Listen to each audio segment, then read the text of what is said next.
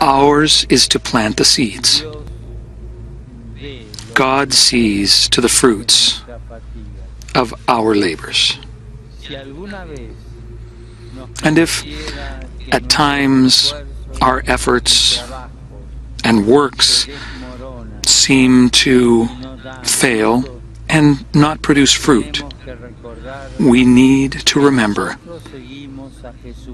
that we are followers of Jesus Christ, and his life, humanly speaking, ended in failure, the failure of the cross.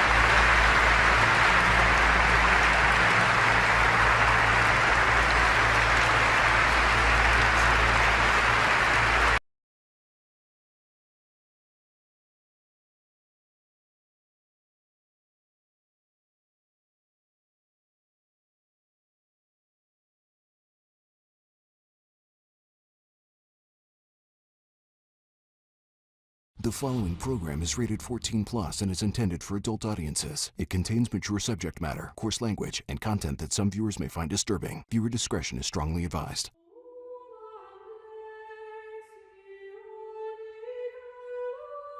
Before we officially start, it's really, our main goal is just for you to be comfortable. We're going to go back to a dark place you may not have been to for a long, long time. The first time he removed his cloak, took down his pants, and took my hand, put my hand on his, his penis. I thought that I was this red-headed kid that used a scented shampoo and enticed this priest. He preyed upon me. He targeted me, he set me up, he groomed me. I often compare these perpetrators to vampires. They're feeding somewhere, they're getting their victim pool from somewhere. I was just prey. He was a predator. He denied it then, he's denying it now. They keep a record of everything. Those are all on file. That's what they're protecting. We have only scratched the surface. I call it the cooperation with evil. They know the truth, so shame on them. The major cost to this has been the cost in trust. When I found out he was at St. Mike's, I put a 12 gauge in my trunk. Trust in priests and in the institution church has been shattered. I had it planned out, premeditated in my mind. We're gonna be even. I'm gonna settle the score. We need to change, or we will disappear.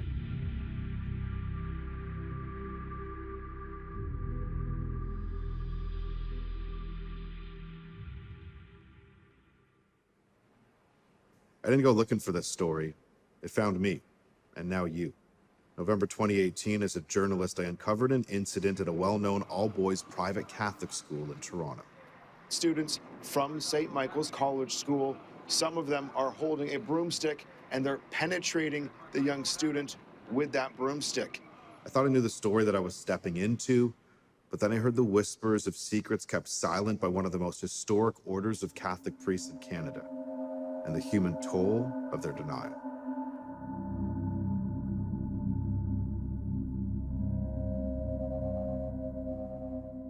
You look at this photo, what do you see? I just see a kid. Innocence. I'm not prepared for what was coming. Not at all. Not at all. My name is Peter Lucci, and I was sexually assaulted by Father Leo Campbell in grade 9. Growing up, I was just like any other kid, just getting into trouble, having fun, playing. I was a happy kid. And then I was a trusting kid. I trusted everybody and thought everybody was good. Especially your priest? Yeah, I was brought up in a Roman Catholic family and very important to my parents. Would sit in as a father figure that were very important in your life. Growing up was, I'd say, upper middle class. We'd go on vacations a lot. Everything was fine up until my father left. He went to Italy. And my mother and sister remained here, and my brothers and I were moved to Sault Ste. Marie. I moved in with my grandmother and my uncle. It was fragmented, our whole family. My father was in Italy, my mother was in Toronto, we were in the Sioux. It was completely, it was a tough time, especially for a kid, right? That's where Father Campbell comes in. He was a funny guy, he was engaging. So yeah, I guess I was drawn to him. I want to show you a picture, just so we're crystal clear. Is this Father Leo Campbell? That's Father Leo Campbell. That's him. You wince when you look at the photo. Yeah, it's difficult. It's really difficult for me. It's probably difficult for people who haven't been victims, but initially, the attention he gave me, because I had no parents, I didn't mind, until this started to escalate. He's a monster, he's a predator. And he's wearing that cloth of God.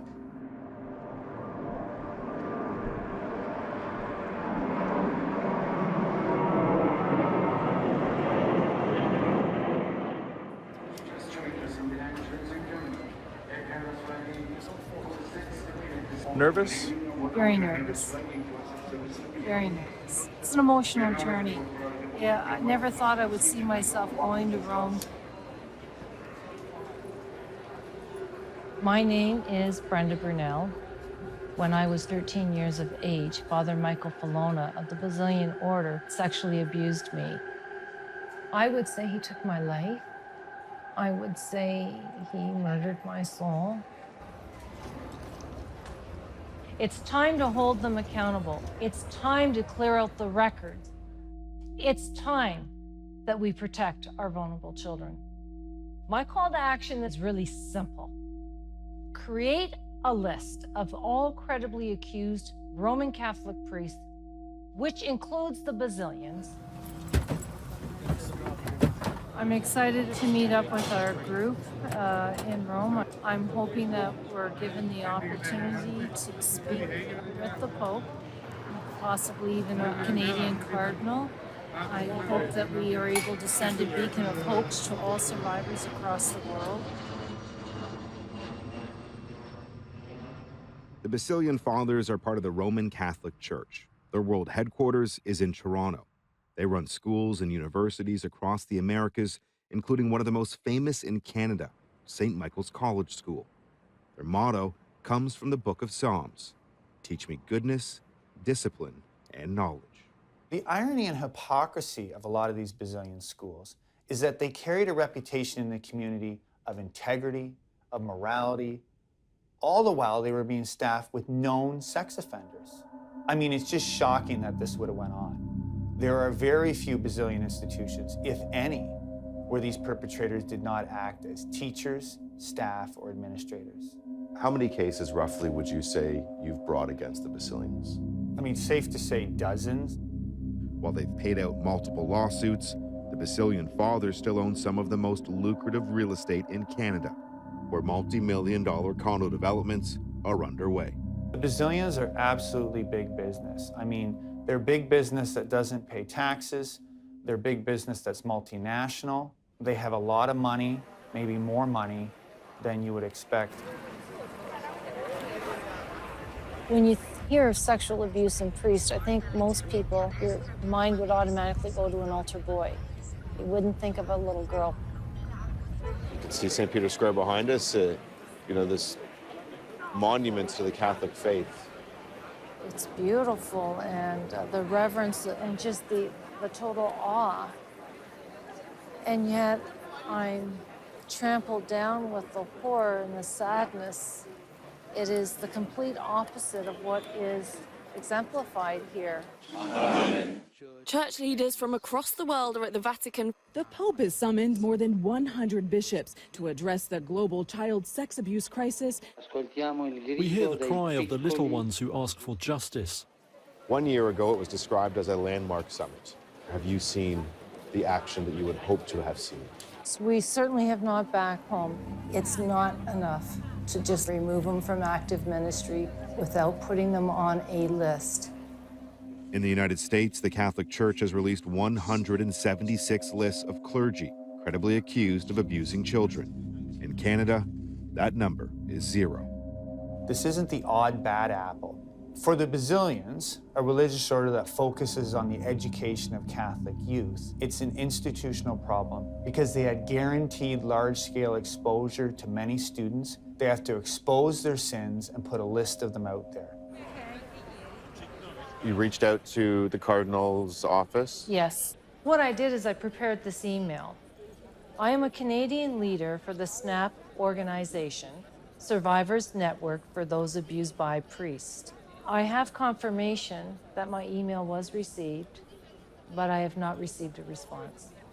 It's insulting that either this cardinal denies that this problem exists in Canada, or it's simply just not a priority. The Pope, what have you asked of him?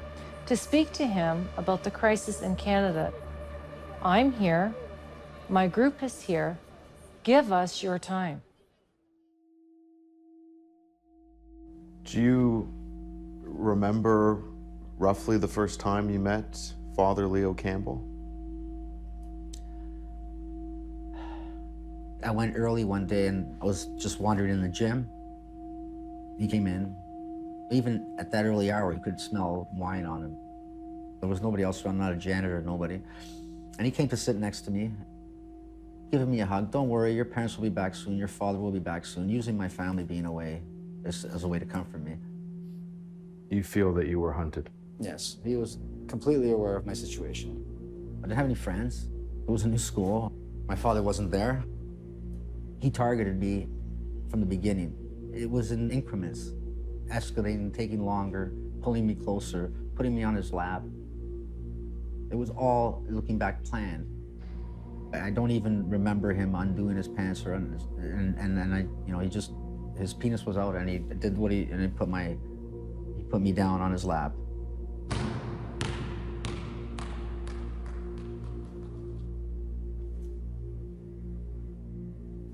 It's so hard to talk about this stuff, but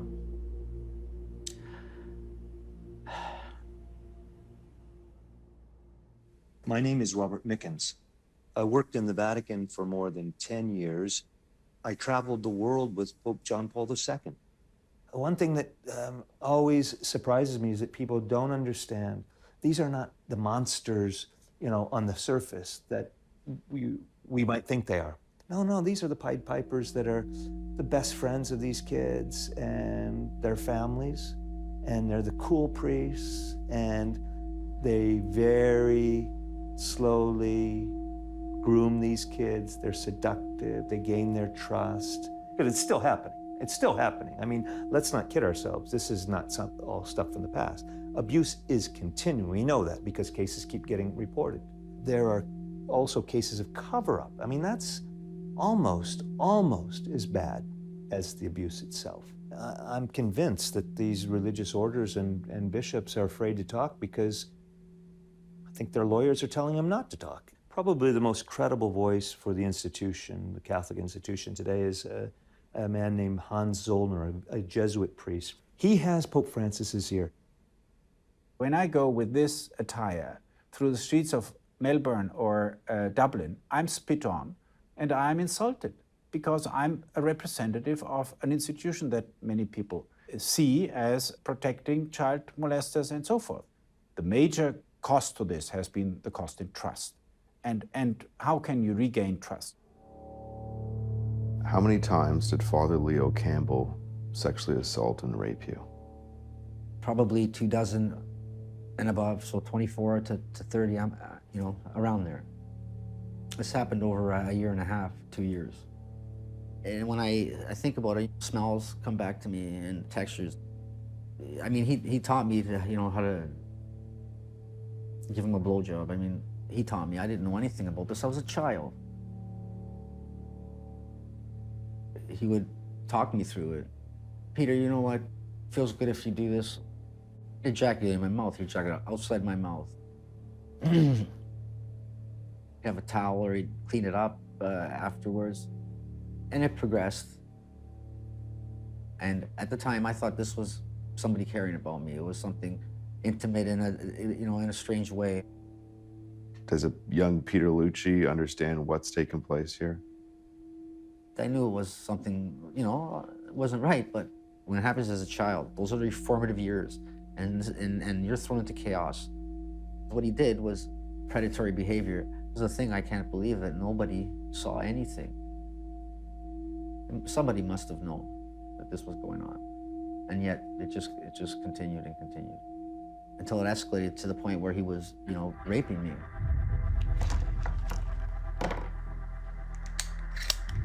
I wanted to end him. I just wanted to end him. Em nome do Pai, e do Filho, e do Espírito Santo. Amém. Where are you off to this morning? I'm off to the Office of the Holy See for the Chargé d'Affaires to see Madame Savard. She's expecting us. I've never had any contact with the embassy before today. The fact that they've accepted my request to sit down and meet with me, I have to trust that they want to. Will you tell the ambassador the story you told us? Yes. I thought that I was this red-headed kid that used a scented shampoo and enticed this priest. I thought I invited that. For years, I believed that. In 2008, I contacted the Diocese of London because what I wanted to do was meet with him and tell him, listen, I'm really sorry. Well, I received a call later that summer with great regret that Filona does not know who I am. He does not know my family. He never assaulted anybody, certainly not me, and he refuses to meet with me. I just was like dead air on the phone. His denial of knowing you is discredited by one major smoking gun. That's right. Father Filona, for years, has kept a daily journal. So we didn't get possession of this until the fall of 2010. I filed my suit in 2008. So if I can just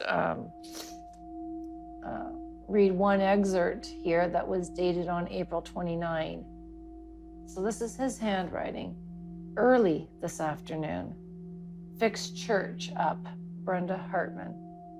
That's me. And my visit there was important enough for him to journal.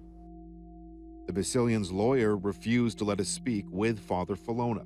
A signed letter sent to us claims he never assaulted Brenda or anyone else. In 2012, the Basilians and Brenda reached a confidential cash settlement with no admission of guilt. He denied it then, he's denying it now.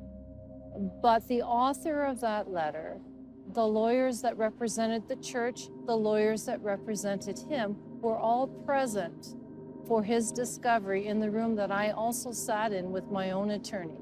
They know the truth. They know the truth. So if he's right, then what is Brenda? Is Brenda a lifelong liar, working this complex fraud, motivated by God knows what? How is it possible that there would be Brenda if he is right? We had a good conversation.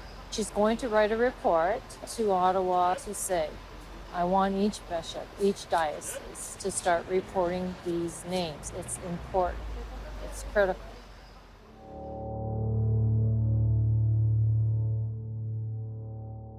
What was it like as a young boy, walking the halls, going to class, and having this hanging over you? It was a house of horrors. It was a school of horrors. I had to go back there after this guy was raping me. It was just overwhelming for me. I thought it was my fault. I thought I brought this upon myself. Why me?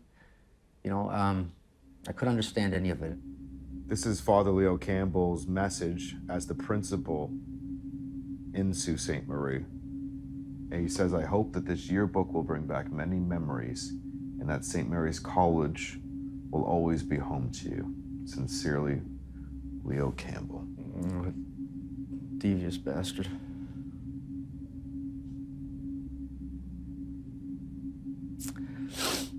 Yeah, they've just never taken responsibility. Can't even look at him, you know? Sorry about that. Peter, before you met Leo Campbell, there was an incident involving a whistleblower at Columbus Boys Camp. The Columbus Boys Camp was a place for underprivileged youth to get out of the city of Toronto and enjoy nature in the summer. A good, wholesome summer with mentorship from a real Catholic priest. So I was 17, I grew up in Windsor, and so it was my first real experience being away for the whole summer. And it was great. It was a lot of fun. We took them canoeing, there was archery and field stuff and camp crafts. I think there were 4 or 5 or 6 Brazilian priests there. Father Campbell was one of them. He had an unusual fondness for the kids. They were climbing on him, and he had a strange look about him that sort of gave one pause. And, you know, there was the way boys talk. There was talk of being careful around him. So one day, 3 or 4 of these young boys, like maybe 6, 7, 8, came to us to tell us that Father Leo was coming into the cabin at night and putting his hand in their sleeping bags and fondling them, their genitals. So he was sexually molesting them, these young boys. So of course, really upset, so we immediately approached one of the young pool priests, Father John Mallow, and told him what was going on. Father Mallow's response wasn't a surprise. It didn't take convincing, he wasn't skeptical. And Father Leo was gone the next day. At 17, I did what I thought was right. But nobody interviewed me afterwards, or I've never spoke to anybody other than Father John about it at the time. Looking back, that's a disappointment too, that there wasn't an investigation. I wasn't asked for a statement. You know, the things that we would expect. Many years later, you met again with Father John Mallow. He said that he regretted he didn't contact the police then too. Not only should have been arrested and put in jail, but also a betrayal by the priest to be aware and to relocate him and to expose him to other young children. It's, you know, it's unforgivable. The fact that there was a report by Bill to a Brazilian priest and Father Leo Campbell was gone the very next day shows that the silent shuffle kicked in. The silent shuffle is like if you took a joker, an identified perpetrator, out of a deck of cards. Now, what the church does is it shuffles them back into the deck, but they continue to come to the surface as they deal with children. And he'll continue to do damage and be part of that deck. There's times when we know that there were convicted and alleged Brazilian priests working within the same schools. Do you think that they talked about the children that they abused together? I don't just think they talked about it, I know they did. I have one case where after one of the priests started abusing the victim, another priest's behavior with him changed dramatically and he started abusing him as well. Following the allegations at Columbus Boys Camp, Father Campbell went on to teach at Basilian institutions across Canada before arriving in Sault Ste. Marie, where he would meet Peter Lucci. Father John Mallow would also join Campbell there as a teacher. Campbell and Mallow worked under Basilian Father William Hod Marshall, who would later be convicted of sexually assaulting 19 children. Father Mallow acknowledged our request to speak with him for this film, but the next email from the Basilian's lawyer contained a clear message. Peter would have absolutely been saved. A lot of the cases I work on are avoidable. These are stories that didn't have to be told. This is litigation that didn't have to happen.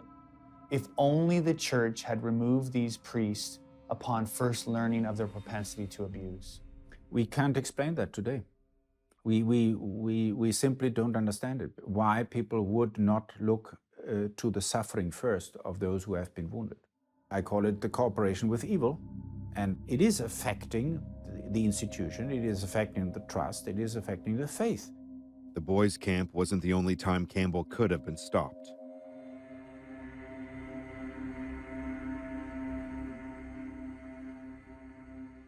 These files from the spring of 1980 were supposed to be destroyed. They reveal the first time Campbell was sent to a Catholic treatment center called Southdown following an accusation of child abuse. The file notes that Father Campbell's anxiety was eased when he heard other stories of priests with pedophilic tendencies. Campbell's doctor recommends he stay at Southdown for 3 months. He's there for just 10 days. That fall, he arrives in Sault Ste. Marie, where he meets Peter Lucci.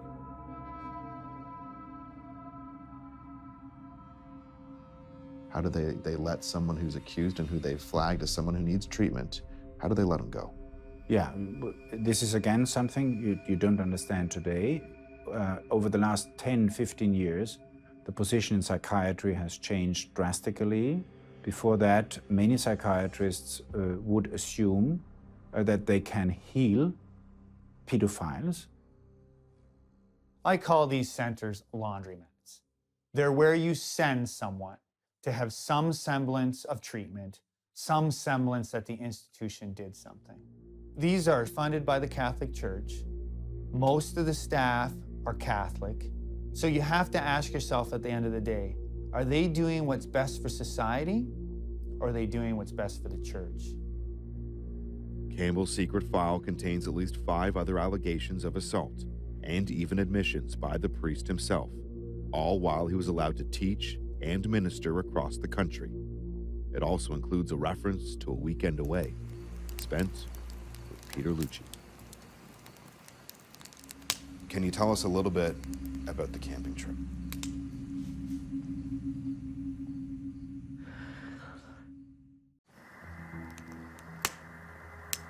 Can you tell us a bit about the camping trip?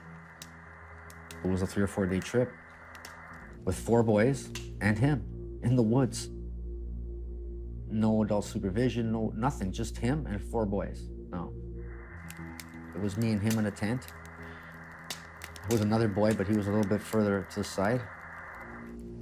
He would come lie next to me on his side. You know, we're spooning.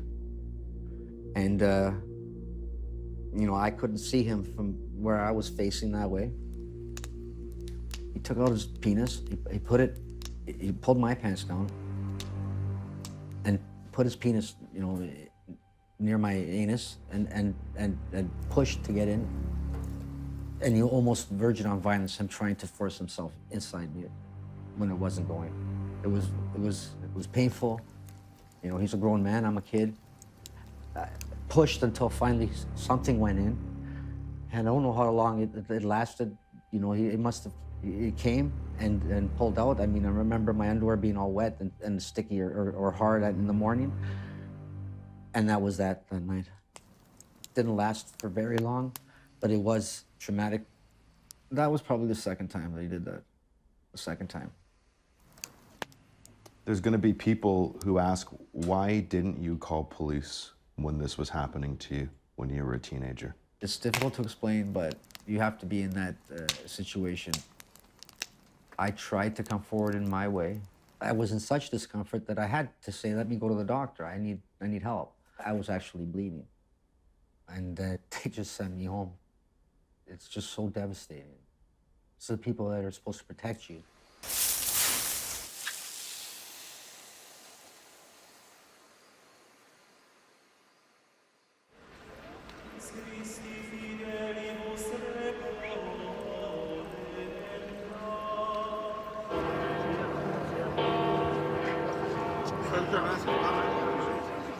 I'm really excited to meet Sean Doherty here in Rome. He's the kind of guy that gets things done and has a strong track record of being a powerful advocate for survivors really around the world. They want to break your will. They didn't bend you. They didn't break you. They're not going to bend you. They're not going to break you. They bend this time. They break this time. There is no goddamn way I'm doing it.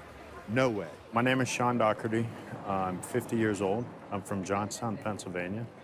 I was sexually assaulted by my priest, who was also my basketball coach, beginning when I was 10 years old in the 5th grade.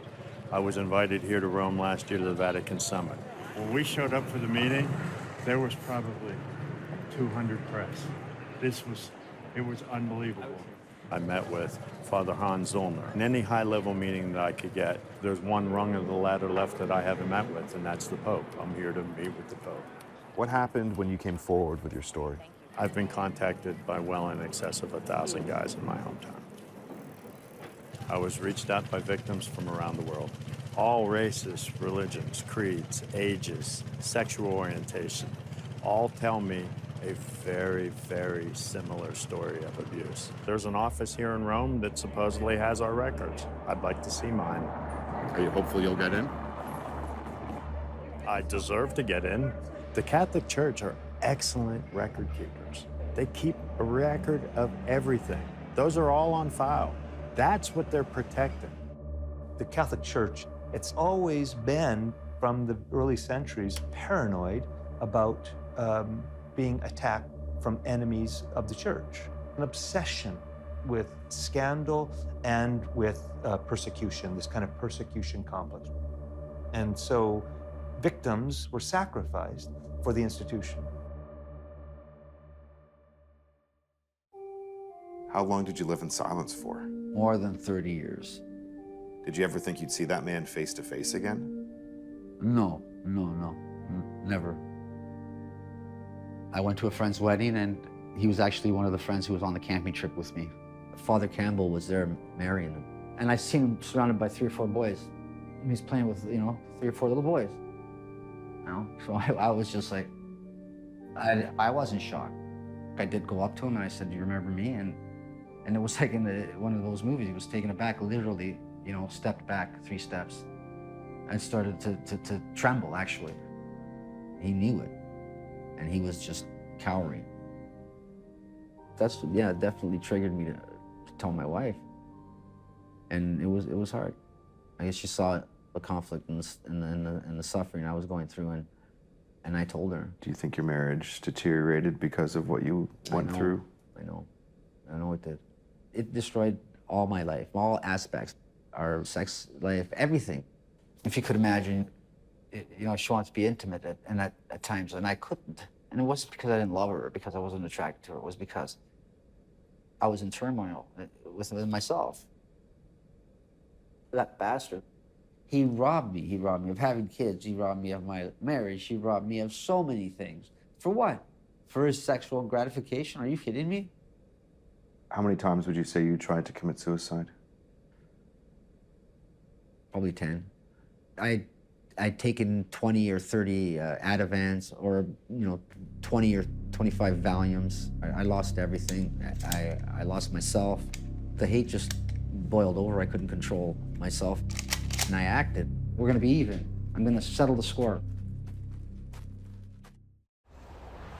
I'm beginning to lose hope that we're going to get in to see the Pope, and I'm just so damn angry, and I'm so frustrated. What we have to do is keep hope, stay the course, keep doing what we're doing. There is no taking me off of this mission any longer. Inside the building right here, this is a congregation for the doctrine of the faithful. Our records are in there, and we're going to go ask for them. Last year when I was here for the Vatican Summit, if you remember Pope Francis, he said that we were nieces and nephews of Satan. Yes, he did. He called us nieces and nephews of Satan in public. I'd like to see what they call us in private. He's on the phone right now. We need to talk to him, but we're trying to receive documents about our records. Are we allowed to try? The congregation of the Fede? Right. Qual è il codice postale qui? But we can't just go in. There is not a place who can answer. It's not police station. It's not possible. So is there a contact name? When we asked if we could get into the building, that's the captain of the Italian police told us it doesn't work that way. You need to go to the post office.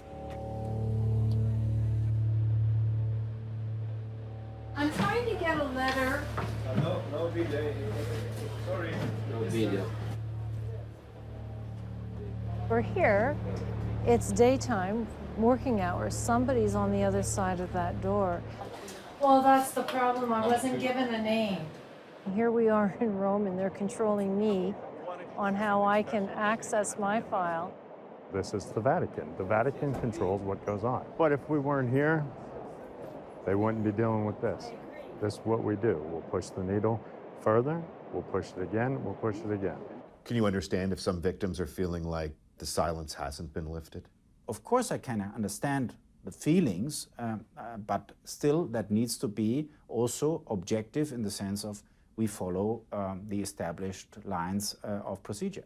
I remember there was a canon lawyer who's since become a bishop in Brazil, but he was working in the office for the clergy at the time, and that was at the time the office in the Vatican that was dealing with this. And he told me, we had lunch, and he said, "What is this all about? What are these giving over these records to the courts and to the civil authorities? They should destroy those records." And I said, "But that's against the law. I mean, they will go to jail and be fined seriously." And he didn't seem to think that was a problem. In Peter Lucci's case, the secret files on Leo Campbell reveal that by the time he was appointed principal of St. Michael's College School in 1988, he'd already admitted to sexual contact with boys. When another victim comes forward in 1992, Campbell is sent to Southdown once again. He'd be removed as principal of the Basilian School, only to return in 1998 to teach religion and lead students in spiritual guidance as chaplain. Staff at St. Michael's claim the Basilian Fathers didn't tell the school at the time about Campbell's record. Father Campbell's return would drive Peter Lucci over the edge. St. Michael's College School under the direction of the Basilian Fathers. So, yeah, I've been back here since that day. When I found out he was at St. Mike's, I put a 12 gauge in my trunk. I just wanted to end him. I got in my car and I drove to St. Michael's School. I was completely isolated. I was completely alone. I was furious. My mind was in complete flux and complete chaos. And I was scared as to what I was capable of doing at that point. At that minute, I was terrified of myself. I know how close I came. If he would have walked out. Do you remember what triggered you to drive away after 4 hours of waiting? Physical exhaustion, psychological exhaustion, everything. I was just, at that point, I had to just deep exhale and leave. If you had killed Campbell, do you think it would have woken up St. Mike's and the Basilian Fathers? Unfortunately, no. They don't want to look at it. They don't want to deal with it. They don't want to acknowledge it because it's just too difficult for them. The culture of silence and secrecy still exists today. November 2018, a student-on-student rape is recorded inside a locker room at St. Mike's. The video is seen by the school's Basilian administration on a Monday. Journalists arrive at the school 2 days later as disturbing reports begin to surface. Only then does St. Mike's file a police report. It confirms they have a systemic issue. They've got something in their culture for the purposes of reducing scandal and maintaining their good name. The church doesn't go to the police. A Basilian priest comes and interviews you. He then interviews Father Campbell as well and sends his report to the top-ranking Basilian priest. Yes. What happens next? Father Campbell was dead. He was dead.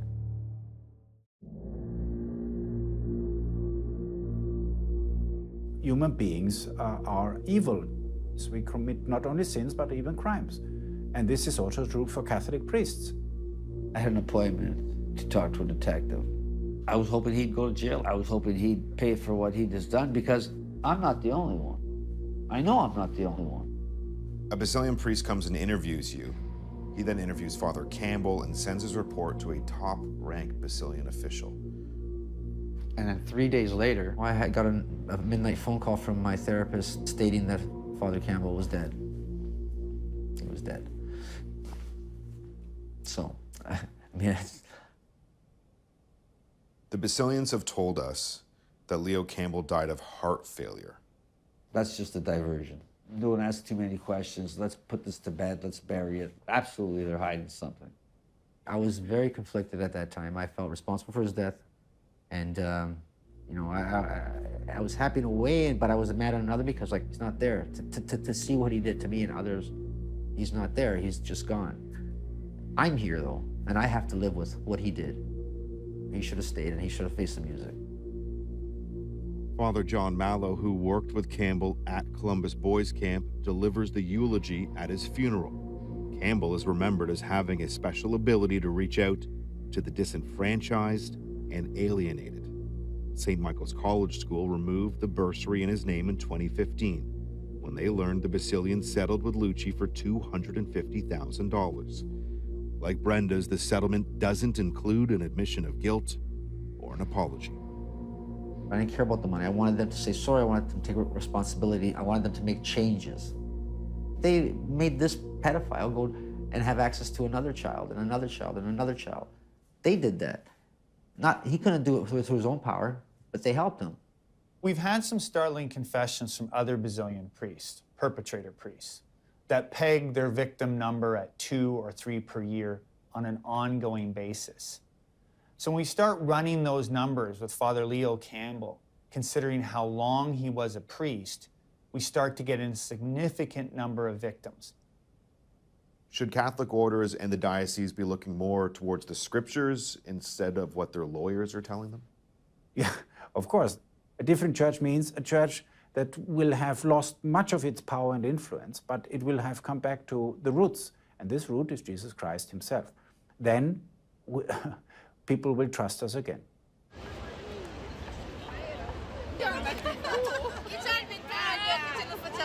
Standing here like this today, amongst all of these people of faith, knowing that this massive scandal is going on amongst the church, it is like sticking a knife right through my heart in St. Peter's Square. If they could feel what we feel for just 2 minutes, they would be enraged right now here.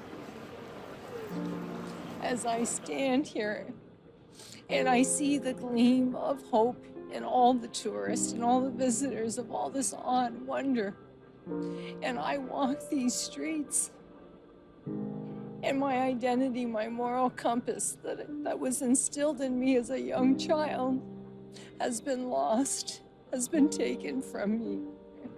What is your message to the Basilians? I am not going away. You are not going to take me down. You will not discredit me. You know what you did to me. I absolutely will be back next year. And maybe by next year, just maybe, somebody will be willing to talk to us. And if not, we'll be back the following year. We're not going anywhere.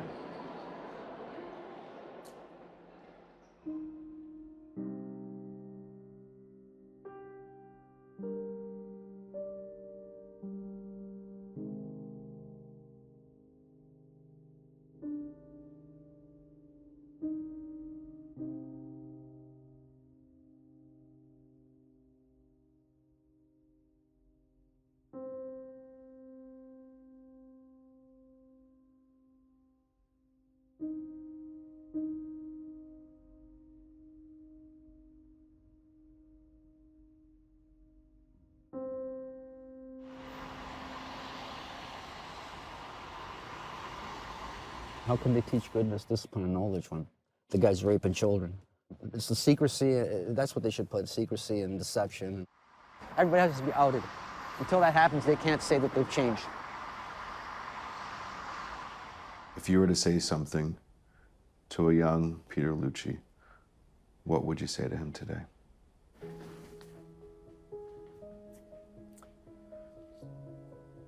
I'd tell him it's going to be okay. You're going to make it. You will make a difference. Just be strong and know that you have value. You are a human being and you have value. And just, you know, be strong. Don't give up hope. You're going to do something that's going to help change things. So keep your head up.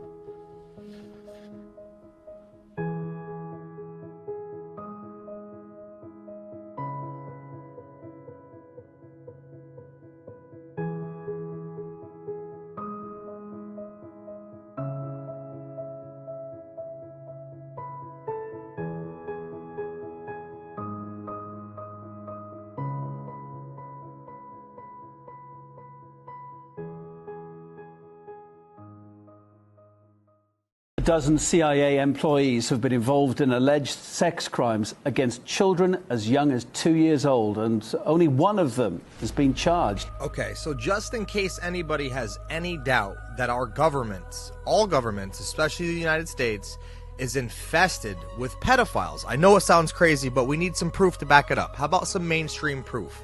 Check out this first clip. This is from 2001, December, okay, from a mainstream news called Reuters, okay, RT Network. Check this out. After 7 minutes, I'm going to play you a clip from 2016. Most of you have probably seen it, but it needs to be put in this same clip. So check this out. I'll check in with you in 7 minutes. This is a mind blower, absolute mind blower. That's the damning revelation after a trove of documents were declassified. Igor Zhdanov reports. More than 3,600 pages of deeply disturbing material, 75 of them ever more so. The part of the trove logging sex crimes against children committed by at least 10 CIA employees and contractors, in the worst of cases against very young children. Had inappropriate sexual activity with an unidentified 2-year-old girl, admitted to have an inappropriate sexual contact with the then 6-year-old girl on 2 separate occasions. The Personnel Evaluation Board voted unanimously to recommend termination and revocation of his clearances. The Eastern District of Virginia U.S. Attorney's Office declined prosecution of, based on taint issues from the information and the lack of previously identified child pornography victims in his videos. This individual, whose identity was cloaked by a code name along with everybody else, was fired but never charged, according to the papers. Another CIA employee was caught with thousands of inappropriate images of children on his work laptop. The agency employee has used his United States government laptop computer to view approximately 14,000 images of pornography, of which 1,400 were of underage individuals. The United States Attorney's Office declined prosecution of, in favor of administrative action by the agency. In view of the Personnel Evaluation Board recommendations, it is recommended that this case be closed with no further action. Was any legal action taken against them? Well, the answer to that question remains a mystery. None of the 75 pages mention anything of the sort. They do mention a CIA contractor, though, who crawled into the darkest corner of the internet and thought he was seducing a child. The child luckily turned out to be an undercover FBI agent. Allegedly solicited an undercover special agent from the FBI in an online chat room in an attempt to travel interstate for the purposes of having sex with what he believed to be an underage child. The case is being closed. The agency terminated the contract with the individual, and again, apparently no further action was taken. Yet they say they take such crimes very seriously. Inappropriate sexual activity with an unidentified 2-year-old girl, admitted to have an inappropriate sexual contact with the then 6-year-old girl on 2 separate occasions. The Personnel Evaluation Board voted unanimously to recommend termination and revocation of his clearances. The Eastern District of Virginia U.S. Attorney's Office declined prosecution of, based on taint issues from the information and the lack of previously identified child pornography victims in his videos. This individual, whose identity was cloaked by a code name along with everybody else, was fired but never charged, according to the papers. Another CIA employee was caught with thousands of inappropriate images of children on his work laptop. The agency employee has used his United States government laptop computer to view approximately 14,000 images of pornography, of which 1,400 were of underage individuals. The United States Attorney's Office declined from the reasons why specific cases were declined. We do take very seriously any allegation that our prosecutors declined a potential case based on an improper assessment of the relevant factors. Except according to unconfirmed reports, the CIA was actively unenthusiastic about the idea of legal action against its employees and contractors, concerned more over the risks of classified information being compromised in the court crossfire. And it took years for these papers to even become public and reveal that apparently the CIA badge is a real-life equivalent of a get-out-of-jail-free card, even for the worst of crimes. I can tell you we've asked the CIA and the US Attorney's Office in Virginia to comment. As and when they get back to us with the response, we'll let you know what they had to say. Meantime, former CIA whistleblower John Kiriakou told us the agency needs serious changes, though, when it comes to transparency. They're very good at covering up crimes. All they have to do is say sources and methods. All they have to do is say that they want to protect classified information. There should have been whistleblowers at every step of the way. And the reason why it took so long for this news to finally see the light of day is because the CIA fought it in court. What the CIA always fears is that someone will get up on the stand in court to testify on his own behalf and reveal classified information, and especially will reveal sources and methods, perhaps the names of sources or information about ongoing operations. And so in exchange for not revealing that information, there's usually a plea deal or, as you saw in this situation, no court case at all. Well, now that these, even though they're heavily redacted documents, now they're out in the open, now that there is this exposure, do you think that at least opens the door to some sort of justice redress? I doubt it. I have a friend at the CIA with whom I worked for many years, and we spent time overseas together and at CIA headquarters. He had gone into operations after spending decades in security. He was a polygrapher, and he told me that I would be shocked and sickened if I had any idea how many CIA employees in the course of their polygraph exams admitted to having sex with animals. Well, now we're talking about having sex with children. And if nothing was done about those CIA employees having sex with animals, I certainly don't expect them to do anything about the children. But by their nature, child abusers are devious. The CIA is trained to do covert work. How difficult is it for the government to be able to try and stop the rot inside the CIA? Well, you know, this is what these internal controls are supposed to be all about. This is what the polygraph is for. It's supposed to weed out perverts and criminals and crazy people. And in fact, because the CIA also attracts sociopaths, that is, people who feel no regret or remorse for their actions, they slip through the cracks. Unless there is serious change inside the CIA, and certainly more transparency, I don't see this changing at all. Certainly a troubling time, isn't it? OK, John Kiriakou, former CIA analyst, thanks for joining us on RT. My pleasure. All right, now this is just the follow-up to let you know that back in 2016, this may even been back in 2011. I just found this posted back in 2016 on YouTube. This is from way back in the day, and this says 5,200 members of the Pentagon were caught with child porn. Now do the math. Up to 2021, we still have people being busted in our government for child porn. Even one person fucking with child porn in our government is not okay. This is not okay. This is absolutely insane and crazy. And this is literally the tip of the iceberg. Now, if you find this crazy, after you're done watching this, please go to vtvault.org/justthetip. You need to see that series because it basically blows this whole thing up, and it starts at Jeffrey Epstein, and it peels it back. If you don't know who Jeffrey Epstein is, you absolutely need to see this series. vtvault.org/justthetip. Anyways, check out this clip. It's absolutely insane. I still can't believe it, and I've known about it for years. Keeping them honest tonight, potentially hundreds of military employees and contractors who may have bought child pornography online but haven't been prosecuted or even in some cases investigated. That's right, you heard me, child pornography. As many as 1,700 names, according to a U.S. Senator, on a list of 5,200 from an internet sting operation overlooked the first time around 4 years ago. Only now are they supposedly getting a second look, and only after pressure from investigative reporters and the U.S. Senator you're about to hear from, Republican Charles Grassley. Pentagon porn story began in 2006. An Immigration and Customs Enforcement child pornography sting operation called Project Flicker produced payment records of about 5,200 people, many of whom provided Army or Fleet zip codes or military email addresses. Subsequently, the Pentagon's investigative branch, DCIS, began going through the ICE list to identify who actually was a DoD employee or a contractor. The investigation, however, only ran for 8 months and only cross-checked some 3,500 names for Pentagon ties, according to a senator.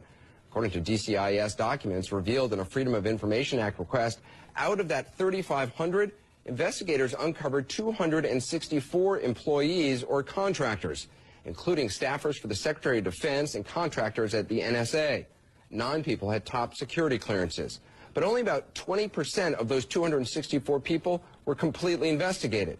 Fewer still were prosecuted, and after about 8 months, the entire probe was halted. It left about 1,700 names totally unchecked, 1,700 alleged kiddie porn customers, an unknown number of whom may still work in some capacity for the Defense Department.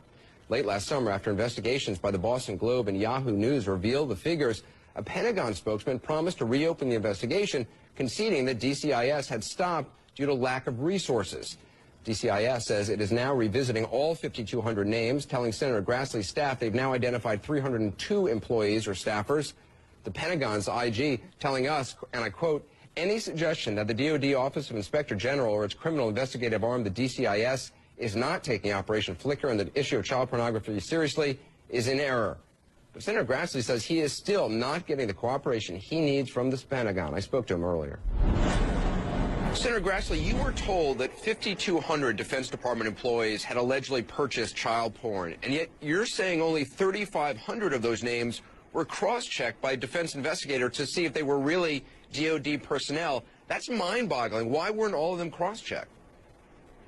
Well, we don't have an answer to that question, but it's quite obvious that the other 1,700 should have been cross-checked, and that's one of the answers to my questions that I want answered, and the implication of our questions is they ought to be cross-checked.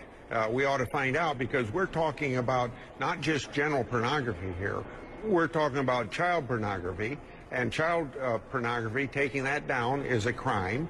And also, there's an added factor here, considering the fact that there's a lot of secured information, national security information that the world shouldn't know, that a lot of times foreign operatives will use this sort of criminal activity to blackmail to get information. So there's a lot of things here that are involved because it's a Defense Department issue as opposed to any other department of government. Right. I mean, if your numbers are correct, 1,700 people out there who allegedly purchased child porn, we don't know if they were ever cross-checked or investigated, right? That's true, and there's been some other names in the hundreds where there's the names have actually been given out that we don't know what's going to be done about them. Now, there's some reason to believe that it's a criminal act. It's been so far since it's happened that they could be stale. Maybe you can't have criminal prosecution, but we would be looking at administrative action to be taken against these people. And I want to know who they are and what administrative action's being taken. Yeah, because I mean, what's even more startling is that of the 302 people confirmed as DoD personnel or contractors, only 70 of them were actually investigated. I mean, how is it possible that all of them weren't investigated? Well, here's, I think, the thing that overrides everything you just asked, and that is we ask criminal investigators in the Division of Defense that does that, the extent to which supervisors of these people knew that this was going, and the criminal investigators couldn't even answer that question for us when we had a briefing from them. So wait a minute, so you're saying we don't even know if the supervisors of these people were told that their employees may have downloaded child porn?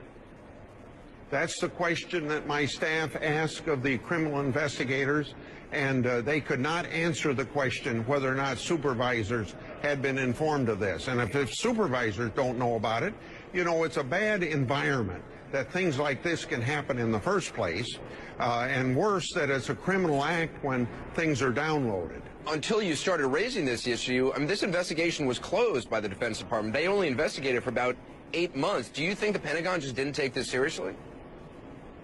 Well, it's quite obvious that they didn't take it seriously, because it wasn't only that I was asking the questions. It wasn't until it started getting questions from people like you who are journalists that this got their attention, and we got any consideration and reopening of this in the first place. Well, one of your staffers told us that getting information from the Defense Department on this has been like pulling teeth. Is that how you describe it? Yeah. Oh, I've been involved in oversight of the Defense Department for almost all the years I've been in the United States Senate, and it's very difficult to get answers from a lot of bureaucracies, but it's quite more difficult in the Defense Department.